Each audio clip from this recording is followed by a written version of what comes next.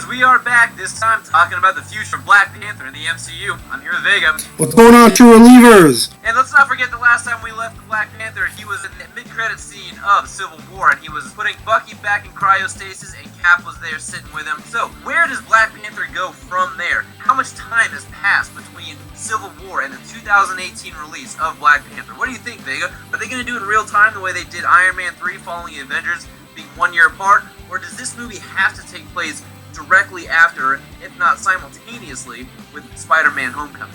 It might take place around the same time as Spider-Man Homecoming, because you remember during Phase 1, like Iron Man 2 and Thor kind of happening almost around the same time. Black Panther might not just be exactly 2 years after Civil War.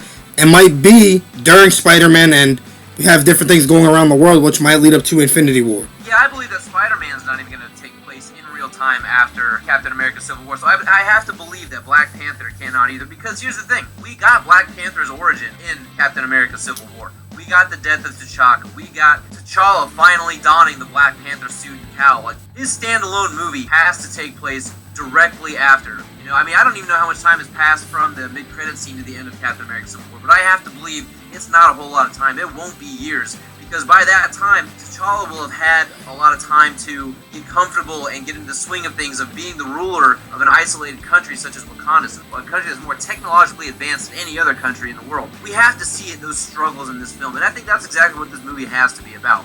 This movie has to be about the way that Wakanda interacts and relates with the rest of the world. Are they going to stay isolated? Are they going to be a part of the UN the way T'Chaka tried to finally bring them into after thousands of years of isolation? Is Everett Ross from Civil War, Martin Freeman's character, if you guys don't remember, is he going to play a big part in this Black Panther movie? Because in the Chris Priest run, if you guys never read it, is one of Black Panther's biggest comic book runs, and Everett Ross played a big part in Black Panther's role in that series. So Everett Ross could be trying to figure out what Black Panther's doing with Bucky and trying to do something with Wakanda there. Maybe Wakanda's with Black Panther and not going against them. Yeah, as Kevin Feige came out and said, this is going to be a very geopolitical film about the royal family and what it entails to be a part of the royal family. Now we've got T'Challa, the young kid who's ill-prepared to step into his father's shoes and take the throne. Are the people going to follow him? Are they going to follow him blindly? Are they going to take his word that Bucky is not the killer of T'Chaka? Do they leave the reports? Do they not want to listen to T'Challa? Because do they know that he's harboring the Winter Soldier? Do they know that he's even harboring these outsiders? I mean, let's not forget that Cap broke out Wanda, Clint, Scott, and Falcon out of the prison, you know? So are they there? Where are they?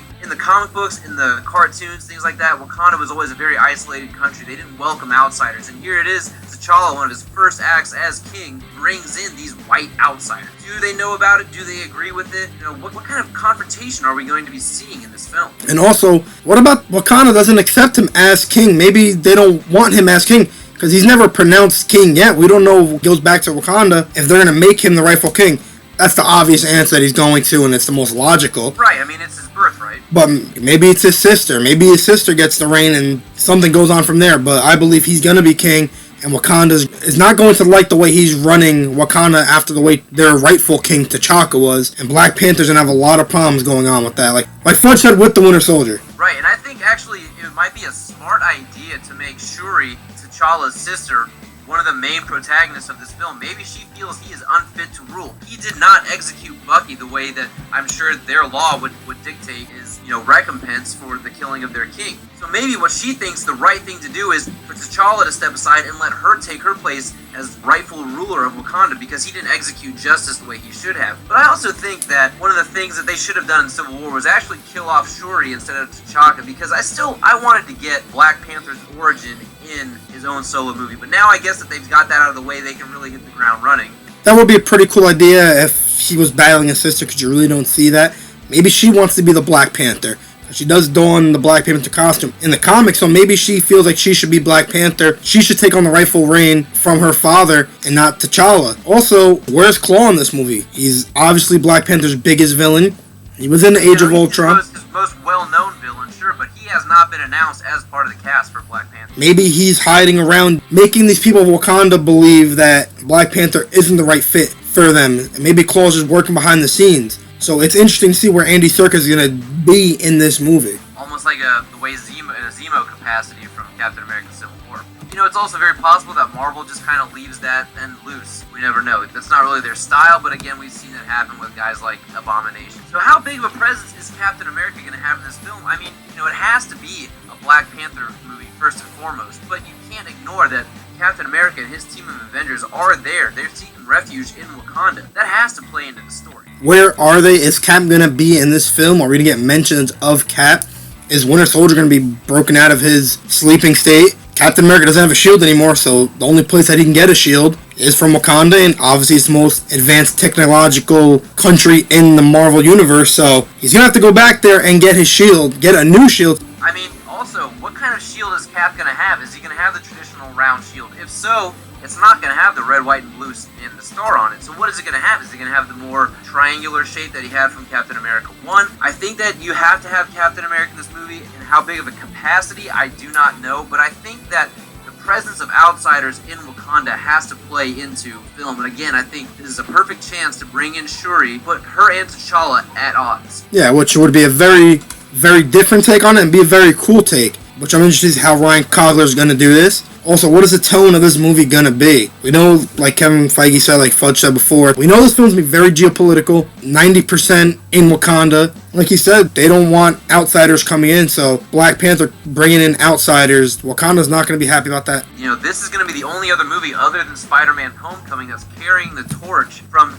Civil War. So we have to see the fallout of Civil War, the repercussions and ramifications of Civil War have to ripple outward and play out in Black Panther. So what happens? So Everett Ross will play antagonist to Black Panther. He's probably going to be demanding Captain America and everyone be turned over. Again, probably putting the people at odds with T'Challa as king. And one of the things that we might be seeing here is somebody's going to be trying to usurp the throne. Probably not Michael B. Jordan. I'm going to guess he's probably going to be in some capacity an advisor to T'Challa, which will probably be appointed by T'Challa because everyone else on his council will probably be older men that used to advise T'Chaka. Maybe Michael B. Jordan is playing a guy that, like Fudge said, is like an advisory, one of those guys, but doesn't like what T'Challa's doing and becomes a villain in the movie. Maybe it's Man-Ape. Me and Fudge were talking about before, off air, that might be just not a main Black Panther villain. Yeah, or like you were saying, it could be the character of White Wolf, which traditionally in the comics is a white guy, but it's okay. It's somebody who gives you that kind of Thor-Loki dynamic in Wakanda, who both want the throne. Maybe Michael B. Jordan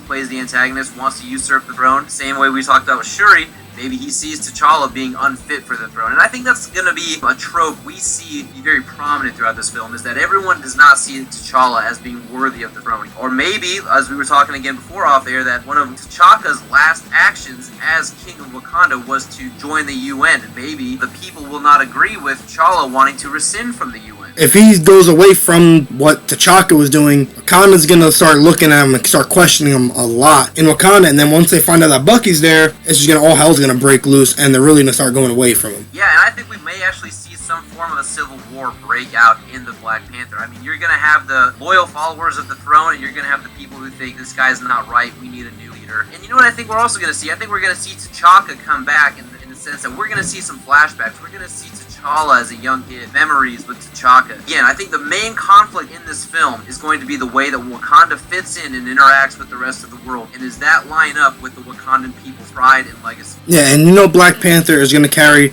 everything on his shoulders, and he's going to try and do everything on his own, because since he is now the king, even if they can't stand him, instead of him just saying a big fuck you to them, it's his country, it's his people, he doesn't want to do them dirty at all. Especially now, reading the new Black Panther series, it's him dealing with a lot of problems in Wakanda. They don't want him as king no more. So I could see Coogler going, they can get a lot from those stories and use that in the movie. Yeah, I think the character arc that we're going to see with Black Panther is he's going to go from one of the reluctant hero to the very end of the movie, we're going to start to see the very confident T'Challa that we know from the comic books.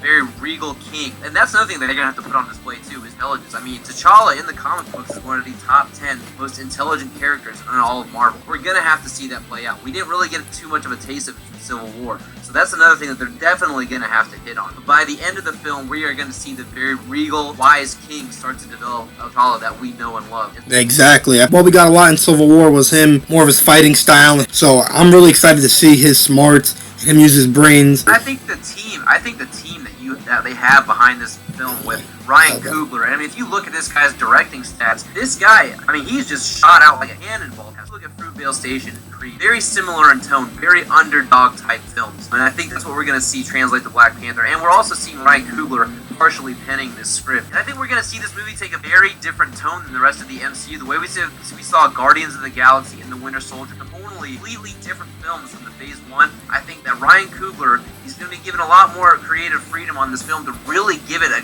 really gritty feel. I mean, honestly, I know it might be a terrible comparison, but we might get the grounded feeling of Game of Thrones. I mean, that is all about kings, queens, knights, shit like that.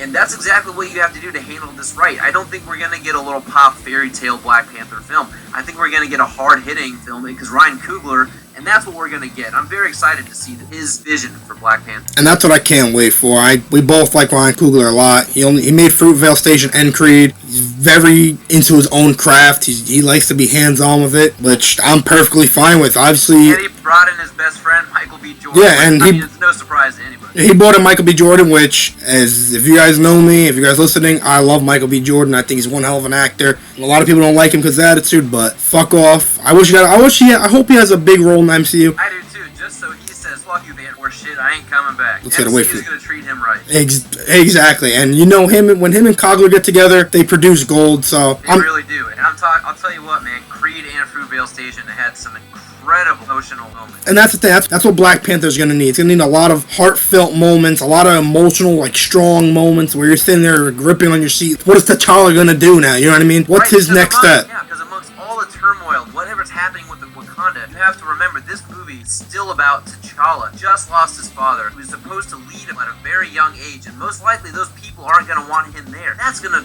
just tear any man apart. We're gonna see T'Challa be broken down to his bare bones and have to build himself back up as the hero that we know, and I'm very excited to see. So guys, just dove into a lot here, and he is the last movie before the first Infinity War, so we are both trying to figure out, it's hard to figure out right now how it's gonna go right into Infinity War. Is it even gonna go into Infinity War? Is it just gonna end and then maybe just a mid-credit scene that will tease us into it? I don't know, my mind going everywhere right now. Fudge, you got anything on that? Yeah, I have no idea how Black Panther is going to directly lead into Avengers Infinity War Part 1. I think what Black Panther is going to be is very similar to Guardians of the Galaxy. As in, Guardians of the Galaxy was the last film that we got before Age of Ultron. So, my best guess is wherever we're going to see Black Panther leave off in the film, by the end of his film, most likely going to be teased at the end credits of the work. That's when we're going to finally know what's going on with Black Panther, and then we can make it more educated.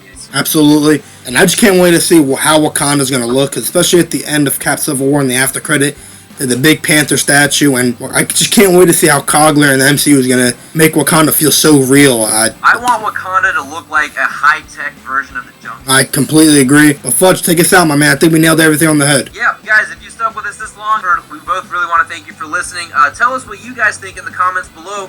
What do you think is going to happen in Black Panther? Where is this movie going to go? How does it fit into the overall Marvel Cinematic Universe? And also, guys, be on the lookout at our Twitter at Comic Relief Cast. We're going to put a poll up and let you guys vote on what the next video is going to be from us. Thank you guys for listening to our last video, our top 10 CBM costumes for movies. Did great. Thank you guys so much. And we'll leave a link in the description below for you guys if you want to check that out. And also, guys, don't forget, we are having a giveaway, a random giveaway for the first 1,000 subscribers. We're looking forward to, being able to do that for you guys in the next 3 years or whenever it happens when we hit 1,000 subscribers. But, hit that subscribe button if you haven't already. Like, share, comment, and be entered in a chance to win a free collectible. All right, thank you guys so much. Have a great day. Peace out.